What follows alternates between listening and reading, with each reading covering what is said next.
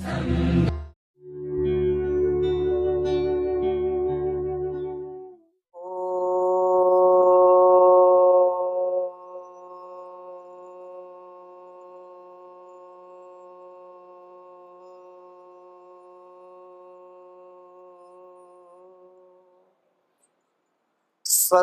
पन्थामनुचरेम सूर्या चन्द्रमसा विव पुनर्ददताग्नता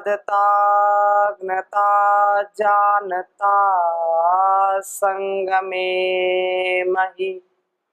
ॐ संगच्छध्वं संवदध्वं सम्भो मनांसि जानताम् देवा भागम यथा पूर्वे संजानाना उपासते। प्रेम से मिलकर चलो बोलो सभी जानी बनो पूर्वजों के भांति तुम कर्तव्य के मानी बनो पूर्वजों की भांति तुम कर्तव्य के मानी बनो। ओम शांति शांति शांति।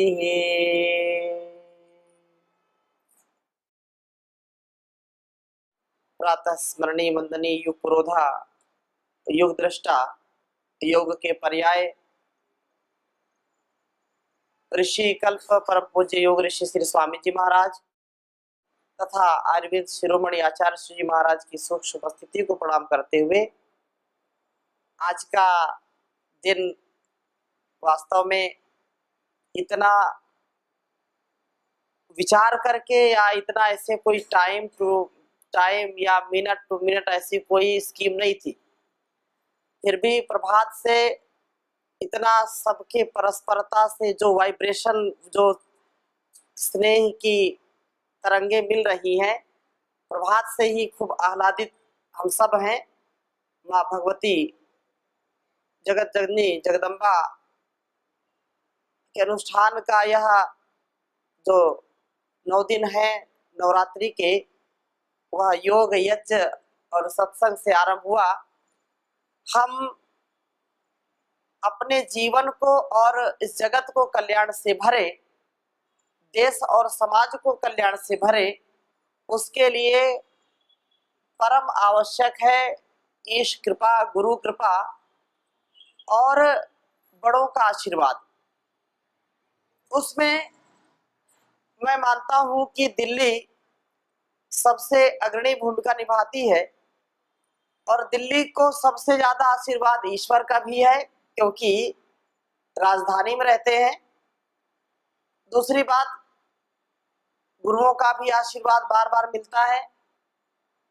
तीसरी बात, जो हमारे बड़े हैं, अभिभावक हैं, श्रद्धेय हमारे बाबूजी, जो हर प्रकार से निश्चल निष्कपट निरहंकार भाव से जो सेवा देते रहते हैं, आदरणीय मोतीलाल बाबूजी, आदरणीय कर्नल गाबा जी, इस आयुष में भी मैं आपको जब चेहरा देखता हूं तो बिल्कुल जैसे कोई बिल्कुल निश्चल एक छोटा सा बच्चा, और बिल्कुल कभी जब जब जब देखा हूं चेहरे पर मुस्कुराहट रहती है। तो और भी हमारे सभी अभिभावक और पितृवत यहाँ आप सब हैं। आप सभी मार्गदर्शक, सभी संरक्षक, सभी जो प्रांत प्रभारी हैं, जिला प्रभारी हैं, आप सबको हृदय की गहराइयों से बहुत प्रणाम है।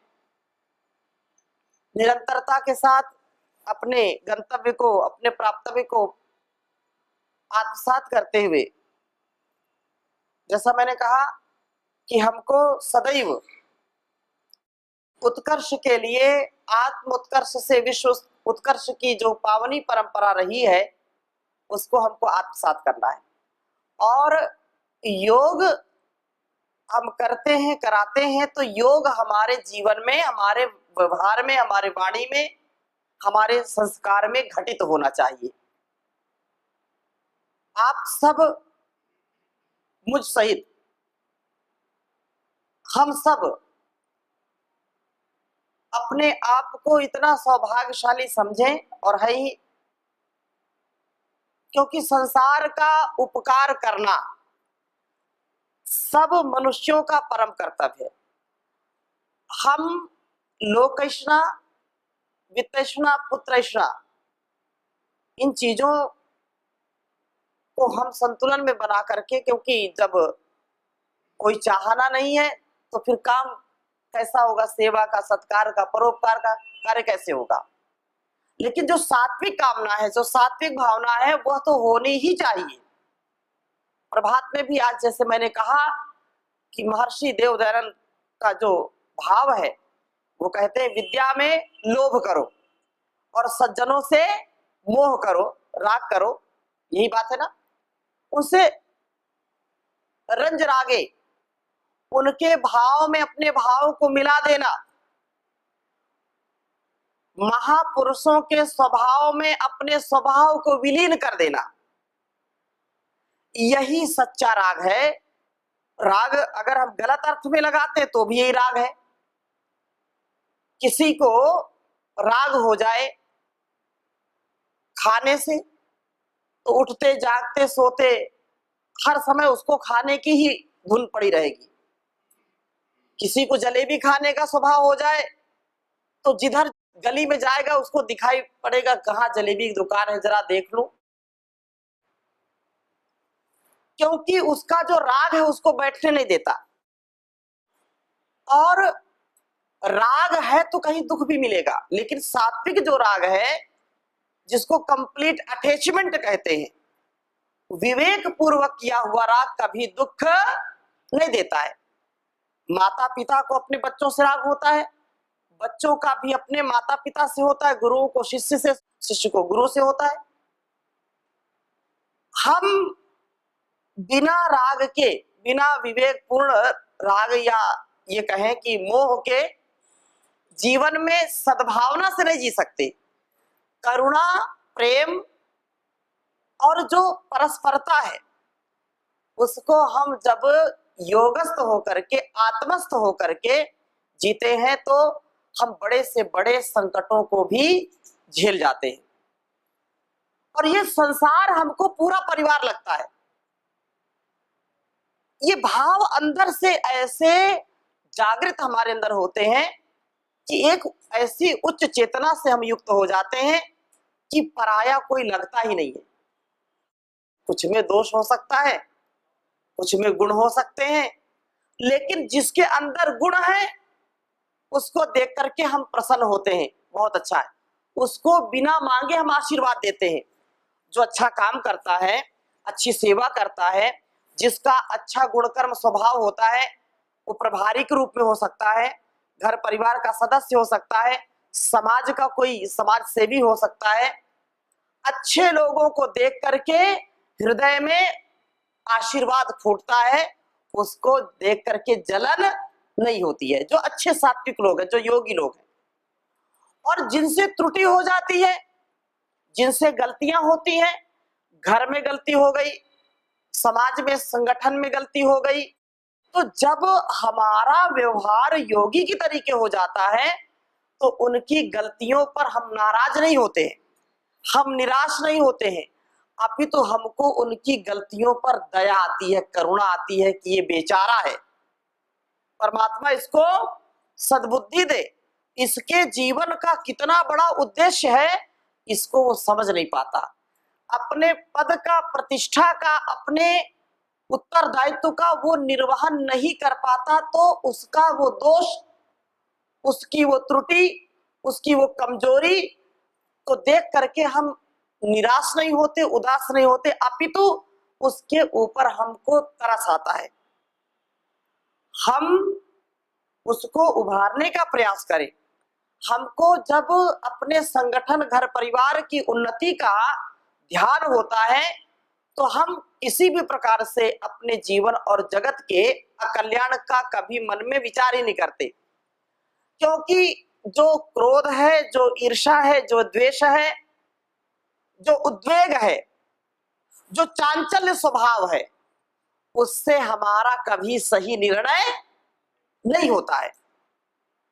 किसी पर हमने क्रोध कर दिया, उत्तेजना से कुछ निर्णय कर दिया, वो दूरदर्शी दृष्टि नहीं होती, उससे बहुत ज्यादा हित होने वाला नहीं होता।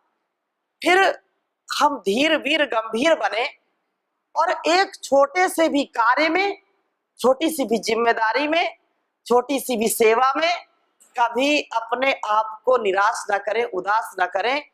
अपने कर्मों के अनुष्ठान में सदा ऐसा प्रयास करें कि हम भी दुखी ना हो और बाहर वाला व्यक्ति भी दुखी ना हो।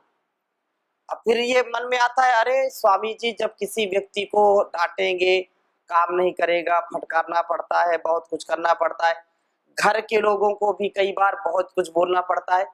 बोलिए, लेकिन बोलने के हजारों तरीके हैं। आप ऐसा बोल सकते हैं, एक बार बोलिए, 2 बार बोलिए, 10 बार बोलिए, सहन करिए, और जब समझे कि नहीं, इससे तो अपार क्षति हो रही है घर परिवार की, संगठन की, तो उसको फिर उसको प्रणाम करना पड़ेगा। जब बार बार समझाने पर भी वह अच्छा व्यवहार नहीं करेगा तो संसार में कोई भी व्यक्ति उसको अच्छा नहीं मानेगा और फिर उसकी जिम्मेदारी से उसको बदलना पड़ता है। मनुष्य का कर्तव्य सर्वोपरि है, और केवल ये कर्तव्य केवल भोग विलास के लिए नहीं, केवल अपने अहंकार को बढ़ाने के लिए नहीं, अपितु एक छोटा सा भी कार्य हमको भवसागर से पार ले जाता है। छोटा सा पुण्य का कार्य, छोटी सी भी सेवा, छोटा सा भी उपकार हमारे लिए और इस जीवन जगत के लिए उद्धार का कारण बन जाता है। अगर आप पुण्य करेंगे तो वो पुण्य पता नहीं किस संकट की घड़ी में आपको पार उतार देता है, और भूल से भी यदि हम उसको नहीं समझते हैं, त्रुटि होती है, हमारी कमजोरी होती है, हम उसको सुधारना नहीं चाहते, बार बार मनमानी करते हैं, तो हमारी मनमानी, हमारी भूल, हमारा तिरस्कार मझधार में डुबो देता है। बहुत अच्छी नाव बनी है, बहुत बढ़िया है, और उसमें कोई छोटा सा सुराख हो तो वह नाव को डुबोएगा कि बचाएगा? नाव तो बिल्कुल अच्छी है। अगर बड़ा होल है तो जल्दी डूबेगी, छोटा है तो देर में डूबेगी। घर परिवार और संगठन में हम अपने दोषों को कम करने का प्रयास करें और धीरे धीरे समाप्त करने का प्रयास करें। घर परिवार की उन्नति में अगर हमारी शिथिलता है, हमारा प्रमाद है, तो एक ना एक दिन वह बड़ी नाव हो, छोटी नाव हो, बड़ा सुराख हो और छोटा सुराख हो, छेद है तो एक ना एक दिन मझधार में वो डूब जाएगी। डूबेगी कि नहीं? और यदि हम प्रयास करते हैं, प्रयास के साथ, उत्साह के साथ, उमंग के साथ जीवन को जीने का प्रयत्न करते हैं, तो वह हमको भवसागर से पार ले जाता है। कभी भी हम डूबते नहीं। हमारे एक एक शब्द का, एक एक मन के विचार का प्रभाव पूरे संसार पर और पूरे परिवार पर पड़ता है। यहां तक पूरे ब्रह्मांड में जैसे एक पत्ता भी हिलता है तो उसका भी प्रभाव पड़ता है।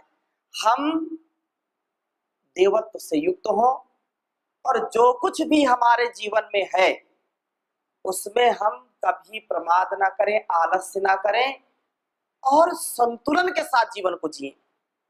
देखो, मैं एक मंत्र रोज बोलता हूं और आपने मेरे मुख से हजारों बार सुन लिया होगा अब तक। संगच्छध्वम संवदध्वम सम्मो मनांसी, बहुत प्रिय मंत्र है मेरा ये। 10,552 मंत्र केवल ऋग्वेद में है। कितने हैं? 10,552। ऐसे चारों वेदों में 20,000 से ज्यादा मंत्र हैं। जब ईश्वर का उपदेश संदेश हमको मिलता है विधि और निषेध के रूप में वेदों में, तो इतने मंत्रों का उपदेश देने के बाद ऋग्वेद में अंतिम ये जो सूक्त है, संगठन सूक्त, इसमें ईश्वर का संदेश हम सबके लिए है कि संग छद्वम संवदध्वम सम्मो मनांसि जानतम देवा भागम यथा पूर्वे संजानाना उपासते। दो तीन आपको मैं उदाहरण बताता हूं कि जब ऐसा संदेश मिलता है कि संग छद्वम तुम साथ साथ चलो, क्या कहा? साथ साथ चलो। अगर साथ साथ तुम नहीं चलते हो तो तुम्हारा जीवन कभी यशस्वी नहीं होगा, कभी भी वर्चस्वी नहीं होगा। साथ साथ चलने का तात्पर्य ऐसा थोड़े है कि सब इकट्ठे ही चलेंगे। साथ साथ चलने का आशय ये है कि हमारा जो गंतव्य है, हमारा जो प्राप्तव्य है, हमारी जो मंजिल है, हम सबके कदम उसकी ओर बढ़ने वाले होने चाहिए कि नहीं? अब एक दूसरे की टांग खींचने में लग जाए तो कभी संगठन, घर परिवार बढ़ेगा क्या? नहीं बढ़ेगा। वेद कहता साथ साथ चलो। हम सबका जो प्राप्तव्य है, स्वस्थ शरीर, स्वस्थ मन, स्वस्थ जीवन, स्वस्थ घर परिवार, स्वस्थ समाज, स्वस्थ संसार, इसकी ओर परम पूज्य गुरुदेव ने जो निर्देशन, जो उपदेश हमको दिया है, उसको हमको करना चाहिए कि नहीं? और ऐसा करने पर हो सकता है कि कोई ज्यादा स्पीड वाला व्यक्ति हो और कोई कम स्पीड वाला हो, कोई ज्यादा लंबी चाल है, किसी कम लंबी चाल है, कोई थकने वाला है, कोई रुकने वाला है, तो क्या हम उनको छोड़ दें? बोलिए ना, नहीं छोड़ सकते। दिल्ली में बहुत प्रसिद्ध है परेड, यहाँ की प्रसिद्ध है ना। पूरे देश के लोग उस दिन, जिस दिन परेड होती है, 26 जनवरी को होती है ना, पूरा देश लाइव कार्यक्रम देखता है कि आज परेड, हम भी बचपन में आज परेड होगी, और यहाँ हजारों लोग संख्या देखते हैं उनकी परेड के लिए, है ना। कुछ लोग बाघा बॉर्डर में जाते, वहां भी होती है ना, आपको तो होती है ना। क्या देखने जाते हैं?